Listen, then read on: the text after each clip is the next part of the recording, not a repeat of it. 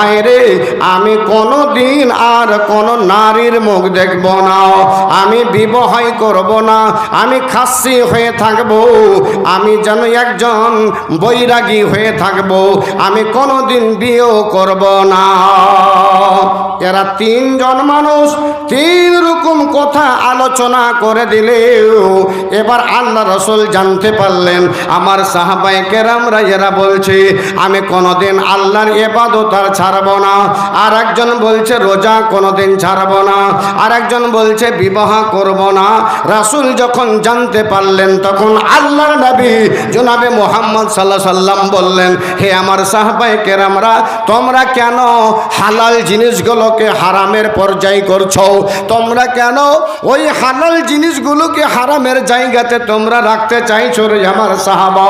তবে শুনে রাখো, আমি তোমাদের নবী, আমি আল্লাহর রাসূল একজন, আমি যতটা মহান আল্লাহকে ভয় পাই, আমি যতটা আল্লাহকে ডর করি, অতটা ডর তোমাদের নাই।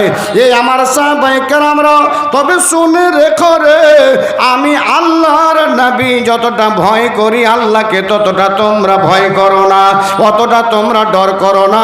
অথচ আমি আল্লাহর নবী, আমি নামাজ পড়ি, রাত জাগি, রাত জেগে জেগে ইবাদত করি, অথচ আমি আবার ঘুমাই, আমি ঘুমটাকে হারাম করি না। আল্লাহ রাসূল কি বলতে চাইছে?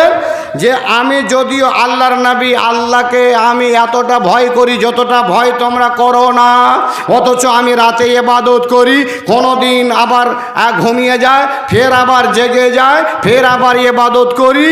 আর একজন সাহাবা, যে তুমি বলছো যে আমি সব দিন রোজা করব, একদিনও রোজা ছাড়বো না, দিয়ে আমার শরীরটাকে আমি দুর্বল করে দিব, আমার শরীরটাকে আমি কমজোর করে দেব রোজা রেখে রেখে।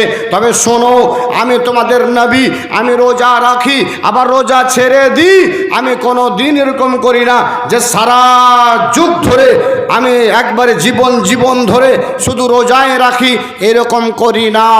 আর শোনো, তুমি বলছো বিয়ে করব না, কেন বিয়ে করবি না রে পাগল? বিয়ে কেন করবি না? বিয়ে করা তোদের নবীর সুন্নাত, তুই জানিস না? আল্লাহ রাসূল বলছেন, আল্লাহ রাসূল সাল্লাল্লাহু আলাইহি ওয়াসাল্লাম বলছেন যে আমি তোদের নবী বলছি যে আমি বিয়ে করেছি, আর আমি বিয়ে করেছি, তোমরাকে বিয়ে করতে হবে। এই বিয়েটা যদি করো, বিয়ে করাটা সুন্নাত, এটা কোনো খারাপ কথা নয়, তাহলে তুমি বিয়েই করবে না, এই কথাটা কে বললো? তোমরা নিজে নিজে সমস্ত জিনিসগুলোকে, হালাল জিনিসগুলোকে তোমরা হারাম বানিয়ে নিচ্ছ। খবরদার, এই কথার মুখ দিয়ে বের করতে হবে না। আল্লাহ রাসূল সাল্লাল্লাহু আলাইহি ওয়াসাল্লাম বললেন এই কথা মুখ দিয়ে বের করো না। তোমরা বিয়েও করো, তোমরা রাতে নামাজ পড়ো, আবার ঘুমাও, আর রোজা রাখো, আবার কোনো সময় রোজা ছেড়েও দাও।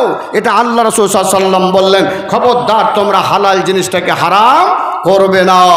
ভাইরা আমার, তাহলে এবার বলুন, মানুষেরা বিয়ে করে, এটা হলো নবীর সুন্নাত। মানুষেরা একজন মেয়েকে বিয়ে করে আনে, এটা হলো আল্লাহর নবীর সুন্নাত।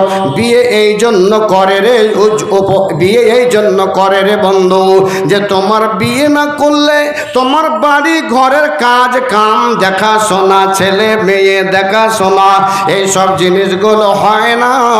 এই জন্য তোমাদেরকে আমাদেরকে বিয়ে করতে হয়।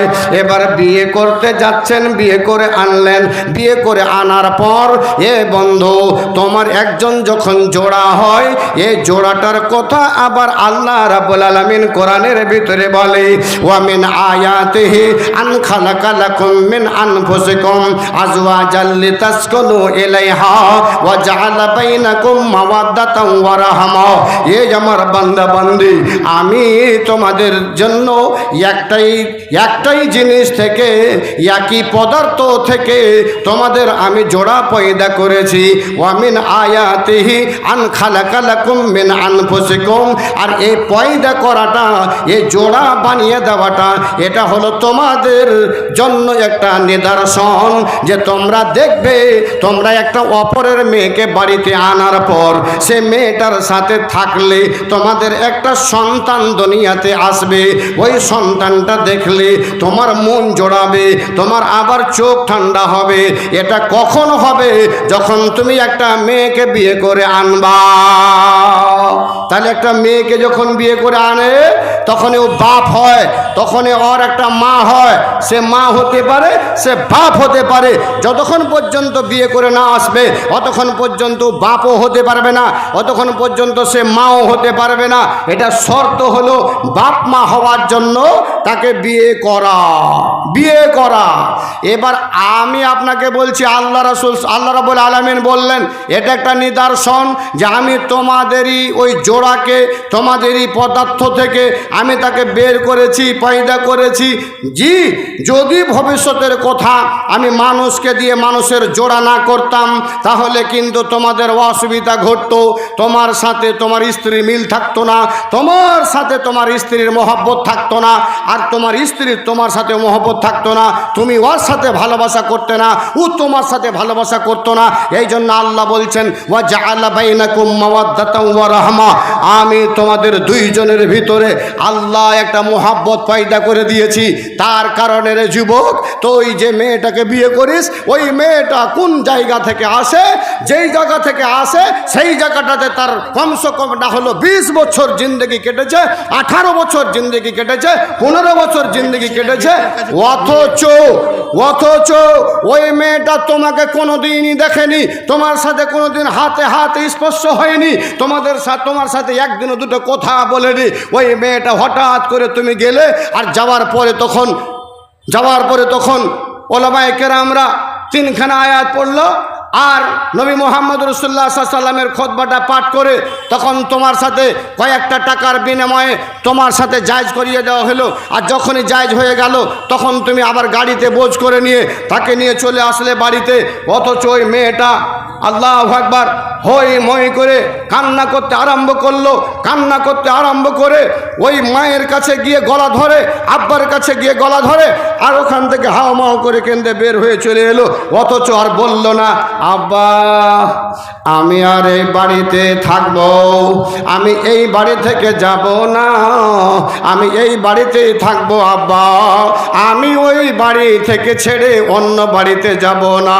যেহেতু যেই বাড়িটাতে যাব রে বাবা, ওই বাড়ির লোকগুলো একটাও পরিচিত আমার নয়, আমি তাদেরকে জানি না, আমি তাদেরকে কোনোদিন চিনি না। এ যুবক আপনার সাথে বের হয়ে চলে এলো, আপনি তাকে নিয়ে চলে এলেন, মনে হয় রে তোমার সাথে ওই মেয়েটার কত বছর থেকে, কত দিন থেকে তোমার পরিচিত ছিল। তোমার সাথে বসে নিজের যে মনের ভাব, নিজের যে মনের কথা, নিজের যে দিলের কথা আলোচনা করতে আরম্ভ করে। তুমি তার সাথে আরো আলাপ আলোচনা করো, দুইজনের মহাব্বত মনে হয় কতদিন থেকে ছিল, কত যুগ যুগ থেকে ছিল। আল্লাহ রাব্বুল আলামিন বললেন এই আমার বান্দার দল, আমি এটা দুনিয়াতে নিদর্শন দিয়েছি যে তোমাদের জন্য তোমাদেরই একই পদার্থ থেকে জোড়া পয়দা করেছি। ওয়া জাআলা বাইনাকুম মাওয়াদ্দাতাও ওয়া রাহমা, যাতে তোমাদের দুইজনের ভিতরে একটা মহব্বতের রিলেশন, মহব্বতের কানেকশন যেন থাকে।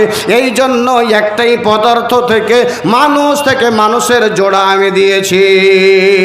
বাইরা, তাহলে আল্লাহ রাব্বুল আলামিন মানুষ দিয়ে মানুষের জোড়া পয়দা করেছেন, তাতে আমরা ওই মেয়েটাকে তুলে আনি যে মেয়েটা জিন্দগিতে দেখেনি, কথা বলেনি, অথচ বাড়িতে আসার পরে তোমার সাথে কোনো গন্ডগোল নাই, তোমার সাথে কোনো